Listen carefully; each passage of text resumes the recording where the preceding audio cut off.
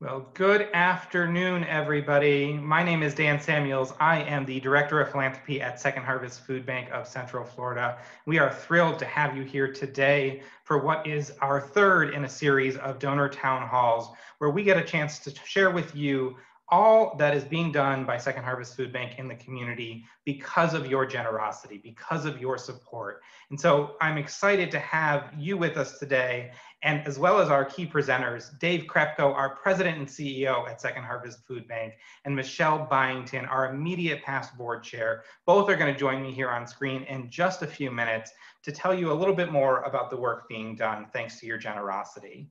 But today is not just about sharing information with you. It's also about the opportunity to answer any questions that you might have so that you can be informed about your impact, how you can continue to stay involved, get more involved, really just understand what's happening at the core of our community and with so many of our neighbors who need help.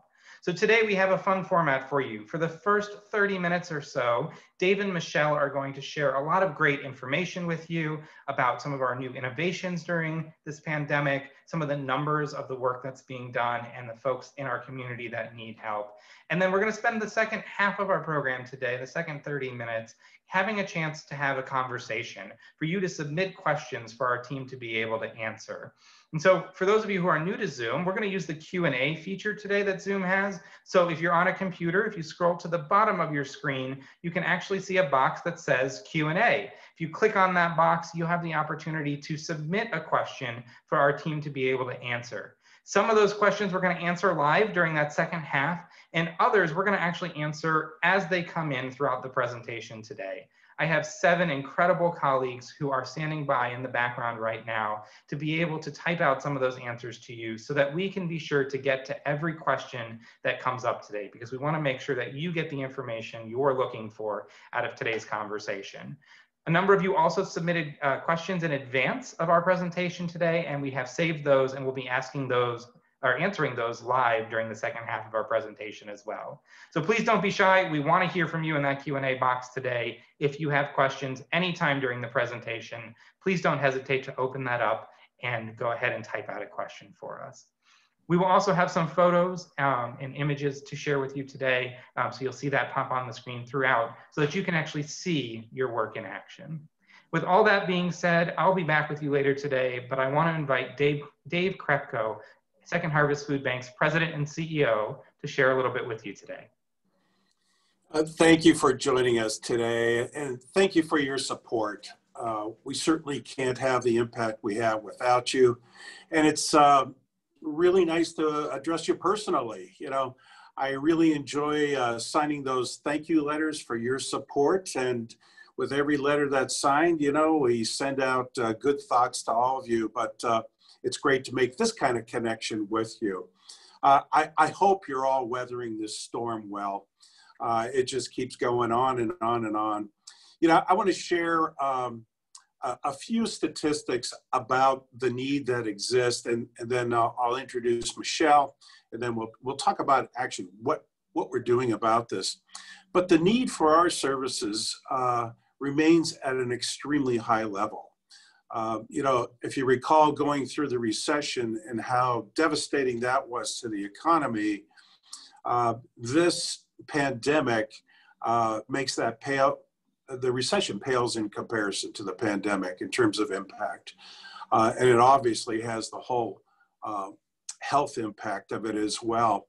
So it's, you know, there's some research out there that we have access to, and it maps the meal gap. And what this research, one of the headlines that it told us was that there's an estimated 49% increase in the number of people who are hungry this year, a 49% increase. Recent unemployment rates across the state, 770,000 Floridians are still unemployed, and that's due to the virus. And that number is actually increasing. You know, whatever Central Florida county that you're in, you're all feeling that impact. But just in Orlando alone, there are just over 130,000 people unemployed. So no doubt we're going through some very, very challenging times, you know, a lot of you individually, perhaps, or even all of us collectively as a community. I'm going to be back in a few minutes, but first, I want to introduce you to Michelle Byington. She was our former chair of our board of directors, and she's going to share with you, start sharing with you what we're doing about, the challenge ahead. Michelle? Thanks, Dave. I just want to thank everybody that's here on the call with us today. We really can't do what we do in the community without our volunteers and our donors. So thanks for touching base with us today to hear what's going on, and hopefully you'll continue to be involved with us for the future. I personally became involved with the food bank in 2009 when I was sort of tapped on the shoulder to join an organization that raised money for Second Harvest Food Bank and a couple of other charities. The childhood hunger struck my heart, because when you hear the stories of families that were making decisions between putting food on the table for their kids or paying electric bill or rent, it just broke my heart. And the more I became involved, the more passionate I became about helping our community and getting food to the people that really needed it.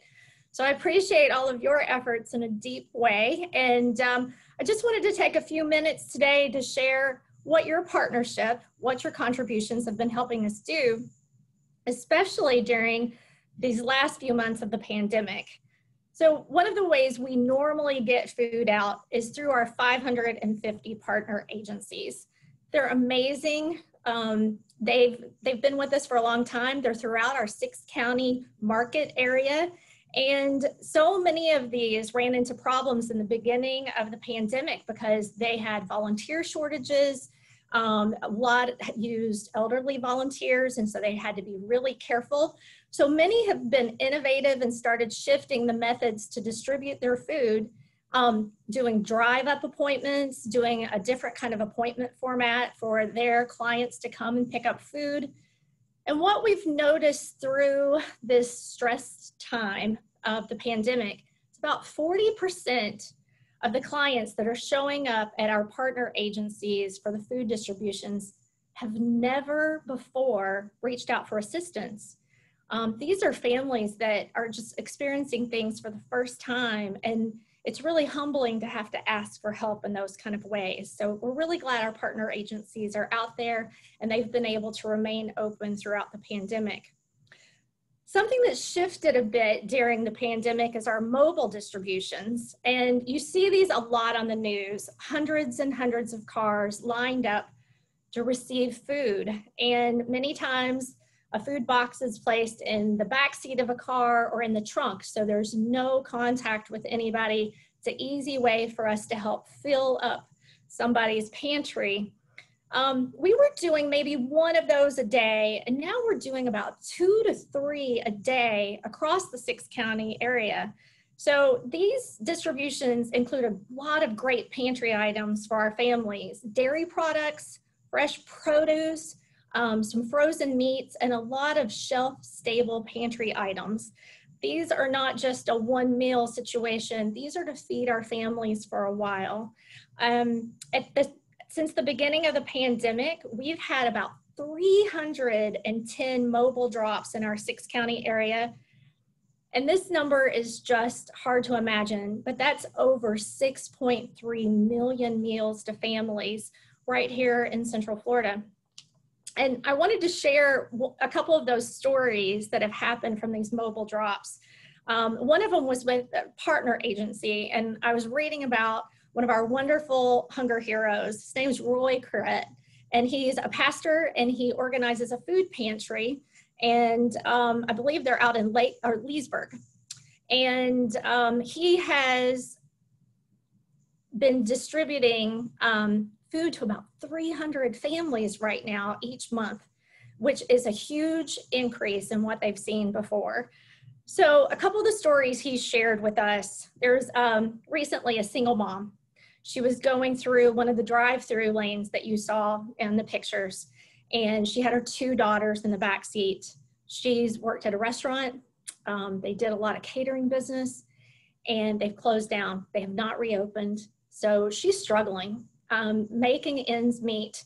And she's one of those families that's trying to make really hard decisions. But those 2 kids, I have 2 kids. I know how important that is to make sure that they're taken care of. So they're in the back seat. She's going through this line. I'm sure she's stressed out. And she realized that what she got there for was food. And what she walked away with was a lot more. She realized that there was a whole village there, that she wasn't the only person that was hurting, that there were a lot of people in need, but there were people that cared enough to be there to help put a box in her back seat. That box included fresh produce, milk, eggs. She drove off with food for her family, a trunk full of food.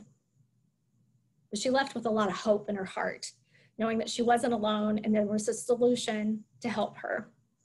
That same day, there were a few seniors in the line. Joe and Louise, nice, sweet couple. They have been scared to death during the pandemic, afraid to leave because of health concerns. They go out and walk, and they said they really enjoy living in Florida because they could actually be outside and enjoy some fresh air, but they're not really getting out to go anyplace. Fixed income and struggling. And they found their way into the food line, and they said it was a complete blessing to them to see other people out that day, to see the volunteers smiling at them, and to receive the gift of that food. Helping those seniors, those families, is really important. We also wanted to share with you today one of our tools on our website. It's called our Food Finder. And, you know, we've all used Google, we've all used Google Maps and stuff, and it works a lot like that. But when you or friends or somebody that you meet needs help, this is a great way to get the help to them. It's on our website, feedhopenow.org, and you can search by your zip code, your location, and find one of our partner agencies, their times, their address, when they give out the food, so you can easily help somebody get to the resources they need, or even take them, invite them to go there.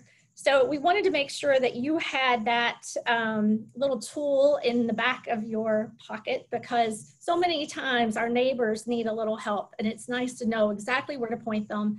It's an easy website, feedhopenow.org. So I'm going to turn things over to Dave again, and I'll be back with you in a few minutes. Thanks, Michelle. You know, another little tidbit on that Food Finder. Pre-pandemic, we were averaging about 35 searches a day, which I think is fairly high. It's too high, right, for our communities. We are now averaging 300 a day. So that's, you know, about 700% increase. That tool has become so valuable for us to reach out to folks. But behind, you know, these numbers and these percentage increases and everything, there's the people, right? And Michelle told you, you know, shared a story or two there. And, you know, there's another one I have to share with you. Michelle talked about these mobile food drops or these mobile pantries, 310 in the past 7-8 months. It's just incredible. And at one of these in particular, there was a distribution in Titusville, and cars were snaking through this field and opening up their hatchbacks or the back of the SUVs or even the trunk of their cars, and a lot of them just waiting for this great food that's available.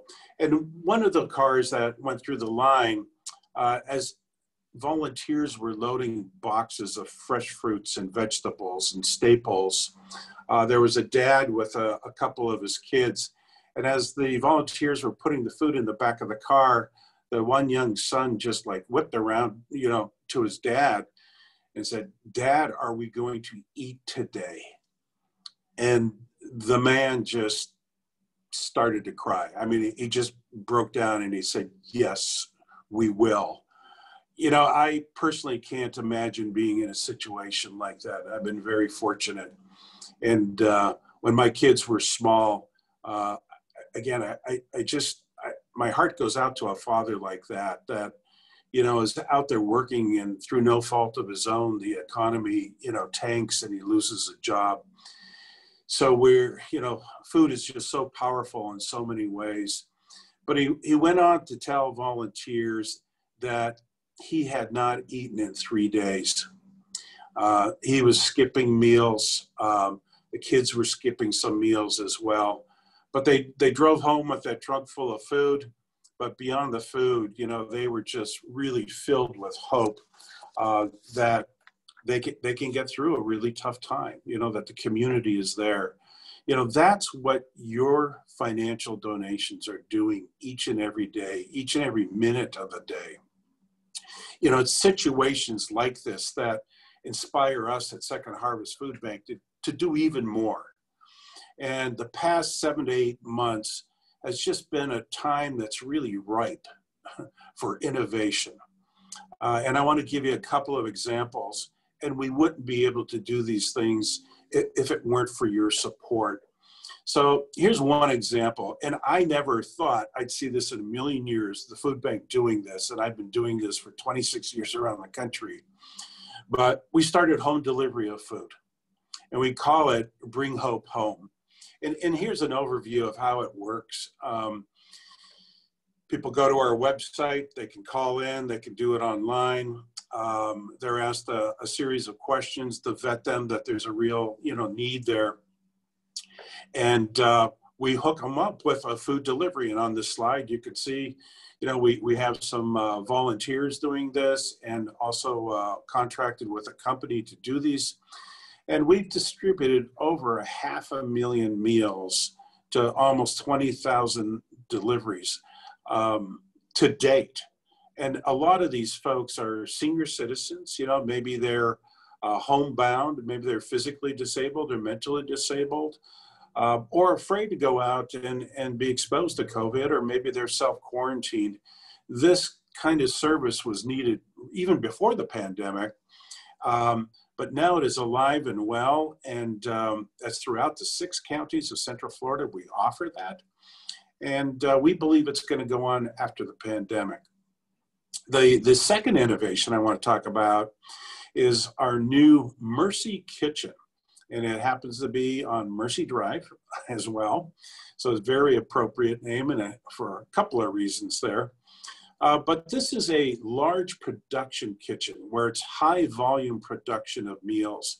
And you'll see on the slide, you know, an empty space of a warehouse that is rapidly becoming filled with equipment and refrigerators and ovens and you name it. But we need this expansion because during this pandemic, we've been doing about 24,000 meals a day out of our current kitchen.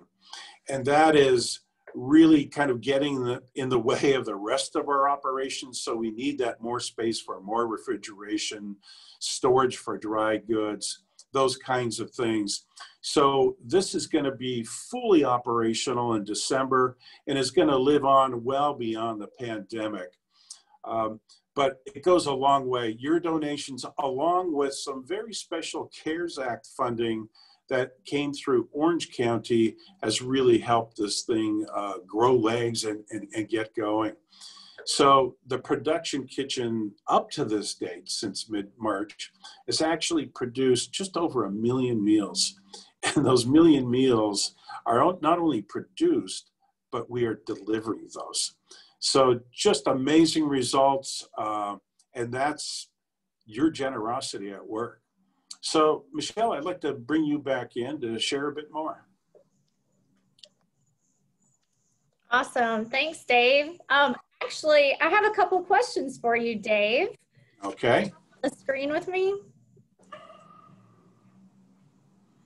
Okay, I thought it was going to be a tough question, so I didn't want to show my face. It's a tough question. You might hold your emotions there, but so I have a pandemic question. We had food insecurity in our community before the pandemic hit, that we were trying to meet the needs and there was a meal gap. Yep. Now they're talking about there could be solutions to the pandemic, but it could be a time off. But we know that this is probably going to look like a long-term recovery. What are you expecting during that long-term recovery for the food bank? Well, yeah, it certainly is. It is a marathon, and it's going to continue to be a marathon. You know, after natural disasters like hurricanes, and thank goodness we just, you know, dodged the tropical storm here. But, you know, that kind of disaster relief, it comes and goes very quick, and things get back to so-called normal, right? You know, after the recession that happened about, 9 years ago, it took about 4 years for things to get back to normal for most people. And for a lot of low-income people, things never got back to so-called normal. Well, this pandemic is going to have an even greater impact. And I just base that on studies and research that I've read, and what the authorities are saying, what the economists are projecting. So for us as a food bank, we really need the resources to continue the work that we're doing. There are some food sources that may disappear on us through some government sources. And that doesn't bode well for the people in need. Our grocery retailers and other food donors remain very strong in supporting us. And we've had to purchase millions of dollars worth of food because there's only so much donated food out there. So, we're kind of concerned from a food bank point of view, the sustainability of this if the support isn't provided. So we really have to work very smart.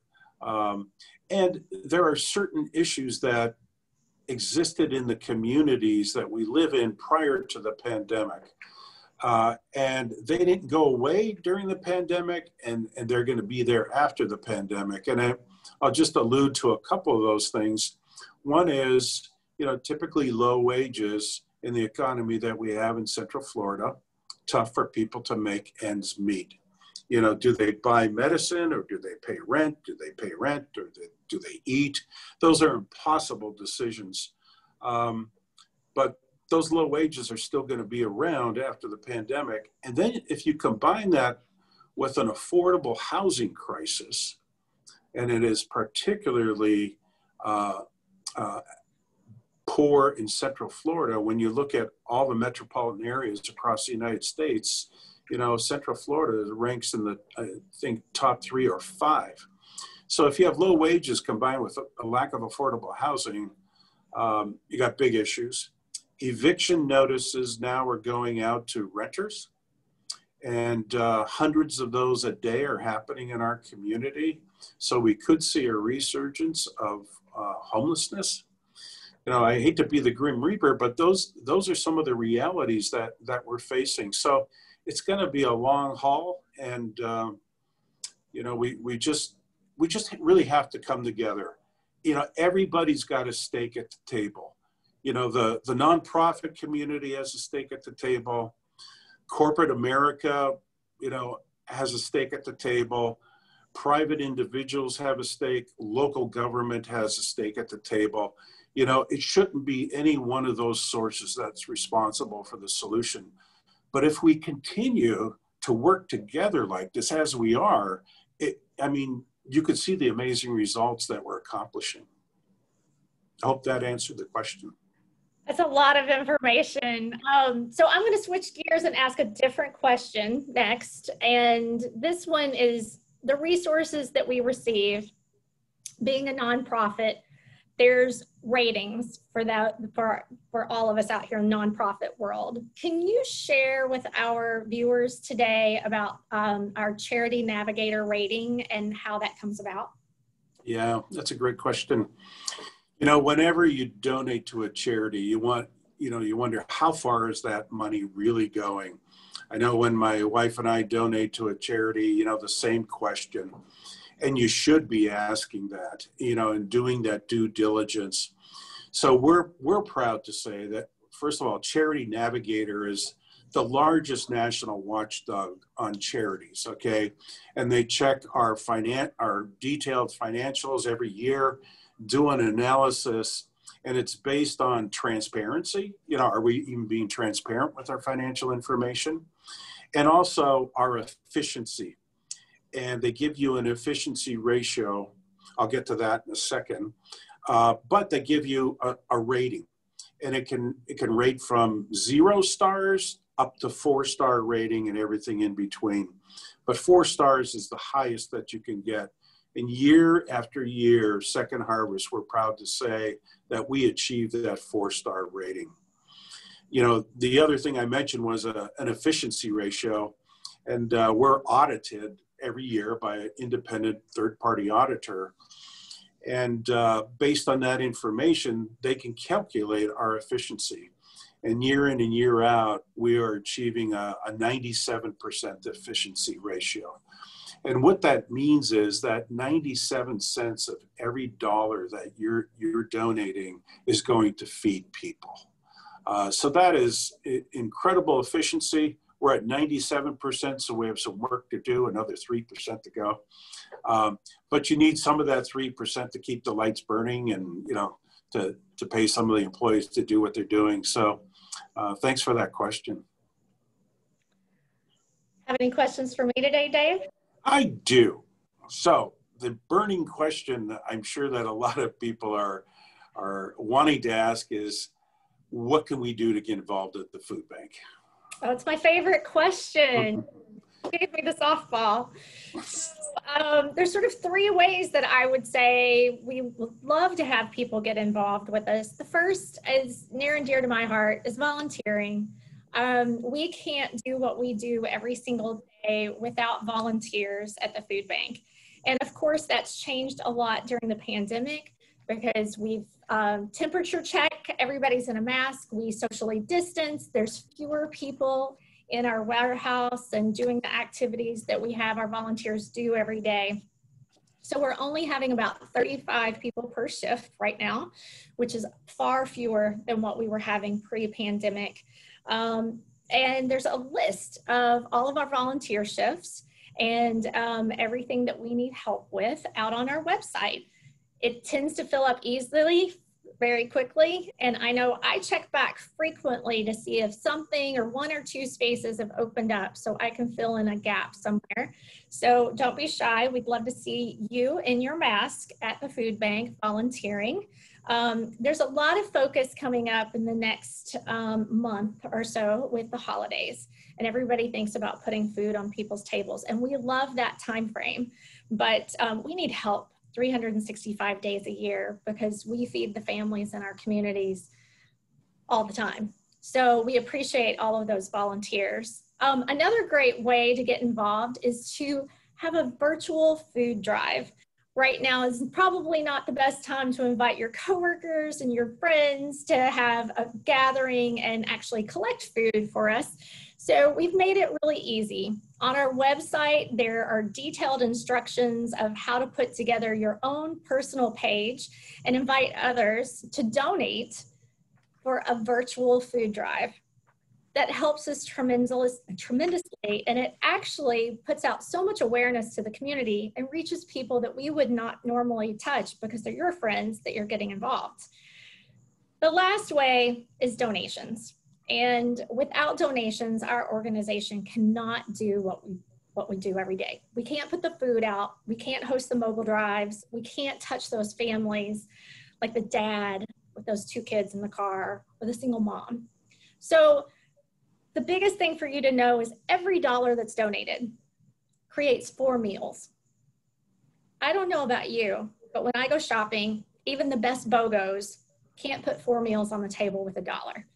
So we appreciate everything that you've done in the past, and we would encourage you to share this with your friends. You can donate on the website, feedhopenow.org. We really appreciate you being here today, and I'm going to bring Dave back on the screen, and I think Dan might be coming back to help us out with the last part of our segment today. Thank you, Michelle. Michelle, that was wonderful, and Dave as well. Thank you both for not only sharing, but for taking it a step beyond the statistics by sharing those stories, the personal stories of the dad and the kids and what their experience is like. You know, we so often tout on the news the statistics because that's what news reporters want to know. We don't often get to talk about the stories, the real people behind all of this that we get to help and impact, and really the folks that you're helping and impacting by being a part of our family. And so I appreciate the two of you sharing that today with so many folks. I see next to me, this iPad is blowing up in the chat box. I love seeing that. So please continue to throw questions at us, and that either our team on the back end or Dave and Michelle right now are actually going to answer a number of these live. So thank you, Beverly and Ken. I see that you've recently thrown some questions in there some more specific, and Beverly, a great reminder about matches through your company. I love that your company does that. Thank you for submitting your gift for a match. That just doubles the impact that you have in the community. So we really appreciate that. So Dave and Michelle, I've got some softballs and some hard ones for you that came directly from the folks on here today that were submitted in advance, and I'm sure I'm going to add some more in that are being asked live in the chat box, or excuse me, in the Q&A box today. So keep them coming throughout this. So first question for you today are, what are food banks? Really, what is Second Harvest going to do to ensure that so many families across our community have a wonderful Thanksgiving meal this year? Michelle, you want to take that one? Well, actually, we do that every day like we were talking about, but we really do try to get out with more mobile drops, more donated food. We work with all of our partner agencies to make sure that leading right up until Thanksgiving, we're taking care of as many clients as we possibly can. I am sure that our numbers in November are going to shock and amaze all of us at the food that's going to go out into this community. Dave, do you have any specific examples of that? Well, just to add to what you said, through our various programs, that's like you said, the mobile drops, our general distribution, all kinds of things. That ensures that's how we get that food out.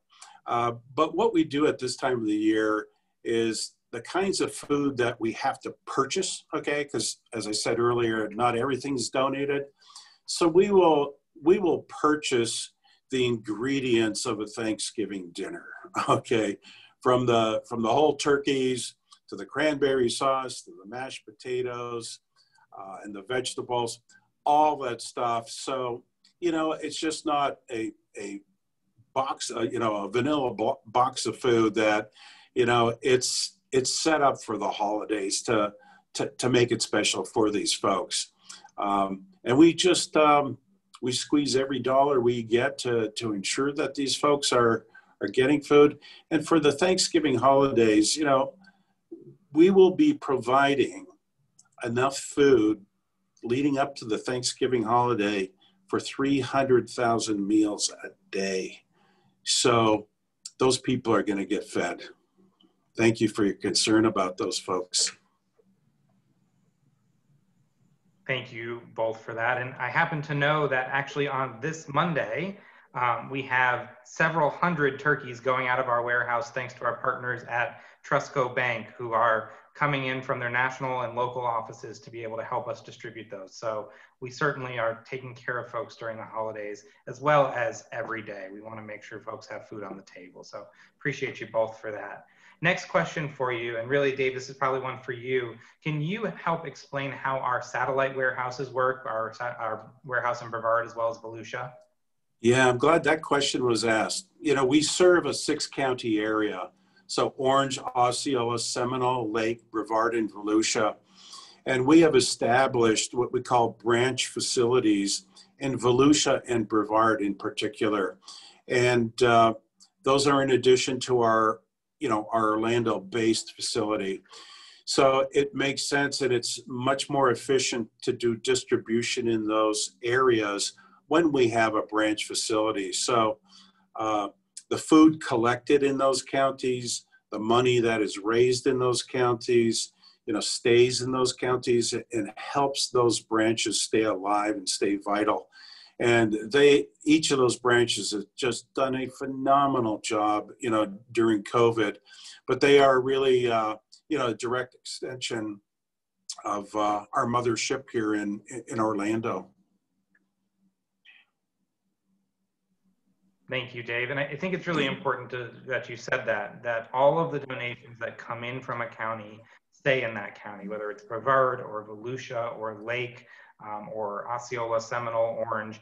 donations in those counties stay in those counties and serve residents of those counties. And I know that's really important to folks, especially being such a widespread organization. So I appreciate you sharing that and emphasizing that. I think that's really important.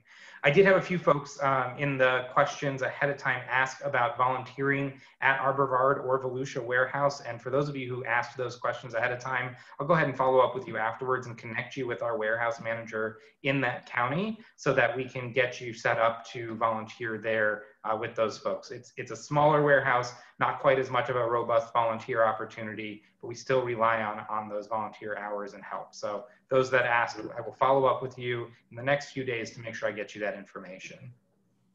All right, next question for the two of you. Have donations increased or decreased during this pandemic? Well, I'll break that down into two kinds of donations, right? Or three kinds of donations, okay? First one is time, and that's volunteers, okay? And we can't do our work without volunteers. And what's happened with volunteer hours, probably no surprise to any of you, is that they have decreased dramatically. And you know that's due to the social distancing that is required. We still do have volunteers, but we practice social distancing. Everybody must wear masks. We are sanitizing all the surfaces, you know, within the food bank on a continual basis, doing additional cleaning. We're taking temperatures of every volunteer and every staff member and every agency, you know, partner feeding program that comes in.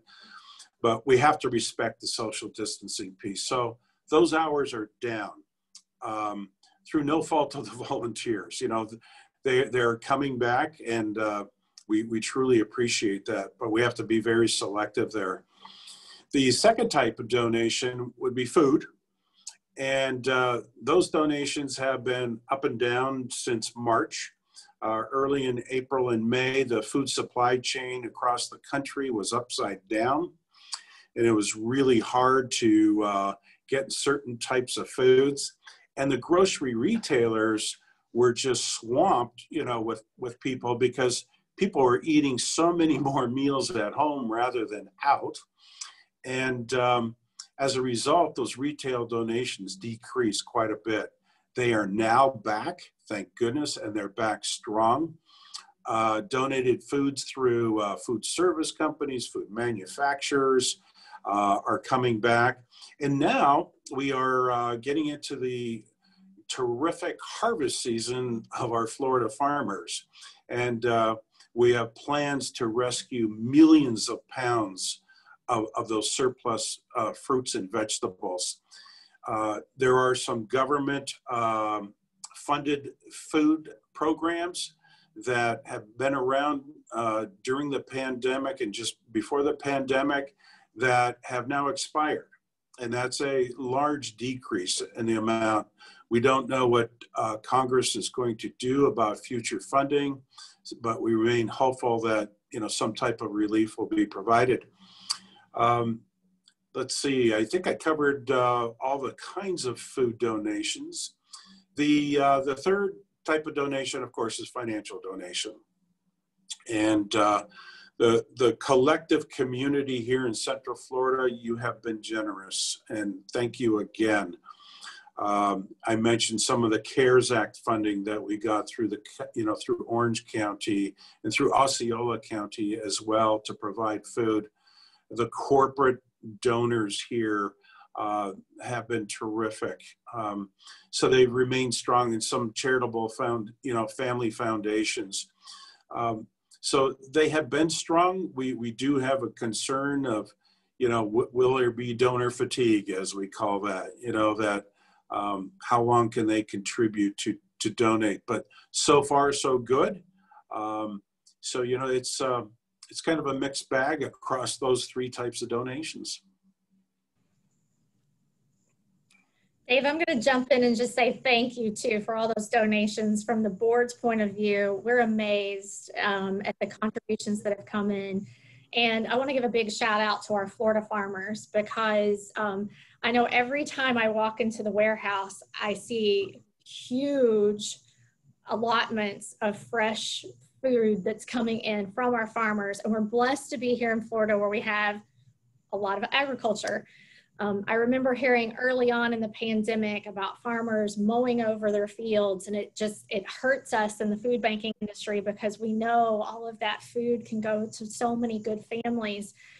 And I was hearing that on the news. I walked in the food bank one day to volunteer a shift, and there was tons of corn everywhere. And I was like, thank goodness for our farmers. So it's been nice to have them as a resource during the pandemic, that they've actually supported our communities. I'm glad you mentioned the Florida farmers. You know, it could be a whole nother Zoom conference talking about the food, you know. And there's some interesting food that comes through our doors, you know.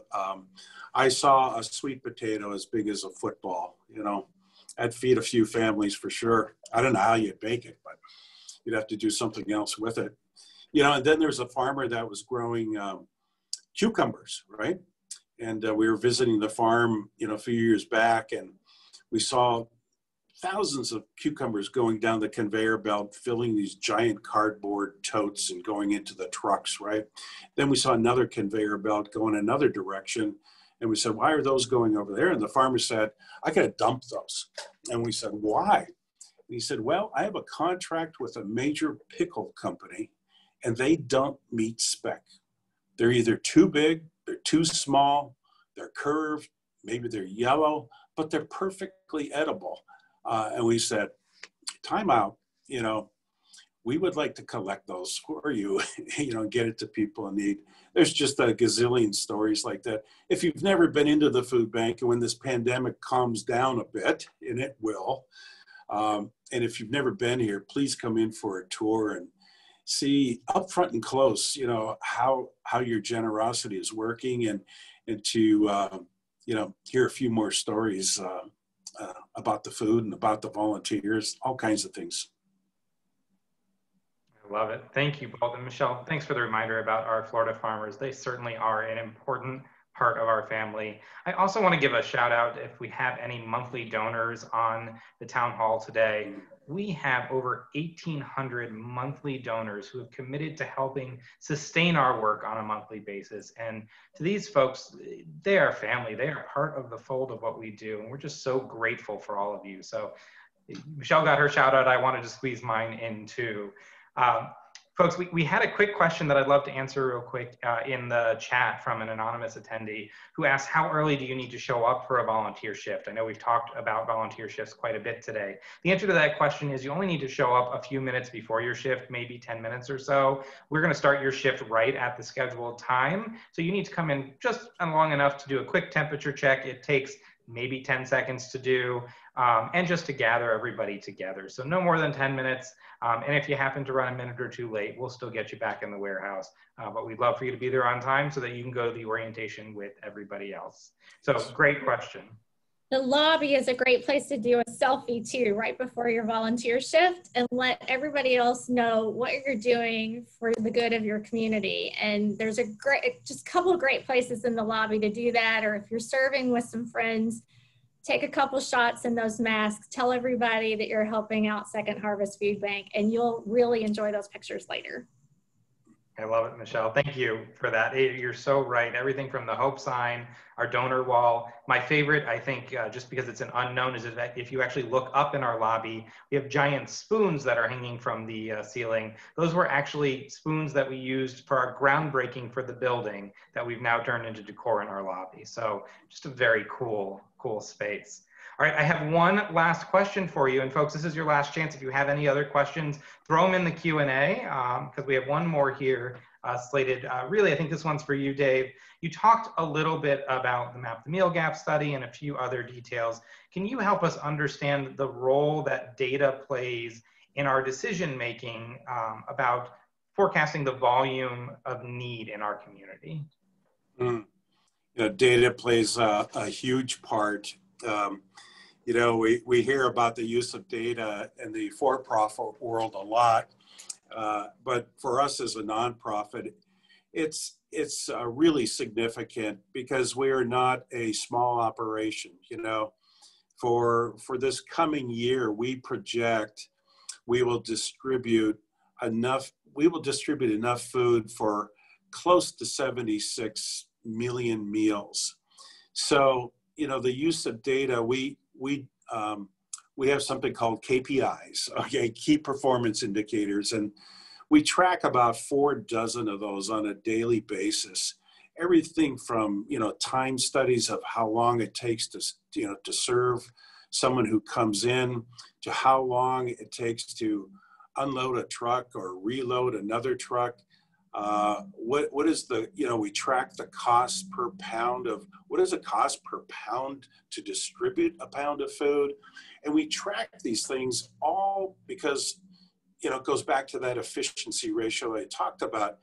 What gets measured gets done. I don't know who came up with that first, but it is so true. But we're using data to track our 550 partner feeding programs in terms of the number of people that they're serving, how often, who they are, why they're hungry, what are the other issues they're, experiencing in their lives. Because, somebody who's hungry just isn't hungry. They typically have, multiple challenges that they're facing. But data on research on how many people are hungry, how many people are in poverty, how many people are on food stamps, all that comes into play so we can look to the future and try to project, or get the best idea possible on what the need will be, so it can prepare us to strategize, how we're going to use the resources that you, the donors, entrust us with. So it's done in a phenomenally responsible way. And we share a lot of that data internally on video screens throughout our facility to remind us, that we're constantly looking at those types of activities. So I hope that answered the question, but data comes into a big part of our allocation of resources.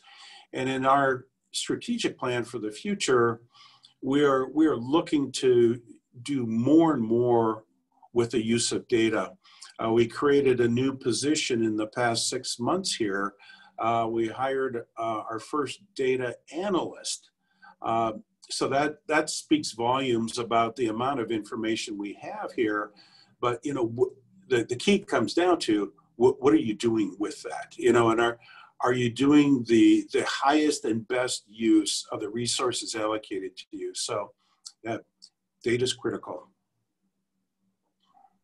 Thank you, Dave. I think you hit the nail on the head there. Everything from how we understand the community to how we do our job, we rely on data. And if we weren't doing that, we would be falling way behind our corporate partners in the corporate world. So I think that's really critical to us as an organization, and really something I think a lot of nonprofits are really focused on right now is using data to make informed decisions. So I really appreciate that.